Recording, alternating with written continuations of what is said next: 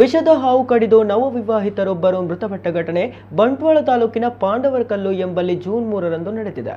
ಮೃತ ಯುವಕನನ್ನು ತೆಂಕಕಜೆಕಾರು ಗ್ರಾಮದ ಪಾದೆ ಮನೆಯ ಅಶ್ರಫ್ ಎಂದು ಗುರುತಿಸಲಾಗಿದೆ. ಕೂಲಿ ಕೆಲಸ ಮಾಡಿ ಜೀವನ ನಡೆಸುತ್ತಿದ್ದ ಅಶ್ರಫ್ ಅವರು ನಿನ್ನೆ ಅಪರಾಹ್ನ ವೇಳೆ ಪಾಂಡವರಕಲ್ಲು ಎಂಬಲ್ಲಿನ ಮನೆಯೊಂದರಲ್ಲಿ ಅಡಿಕೆ ಸುಲಿಯುವ ಕೆಲಸ ಮಾಡುತ್ತಿದ್ದಾಗ ಗೋಣಿಯ ಬದಿಯಲ್ಲಿದ್ದ ಹಾವು ಅವರ ಕಾಲಿನ ಬೆರಳಿಗೆ ಕಚ್ಚಿದೆ. ತತ್ಕ್ಷಣ ಅವರನ್ನು ಪ್ರಾಥಮಿಕ ಚಿಕಿತ್ಸೆ ನೀಡಿ ಬಳಿಕ ಮಂಗಳೂರು ಆಸ್ಪತ್ರೆಗೆ ಸಾಗಿಸಿದ್ದರೂ ದಾರಿ ಮಧ್ಯೆ ಅವರು ಮೃತಪಟ್ಟಿದ್ದಾರೆ ಎಂದು ತಿಳಿದು ಬಂದಿದೆ.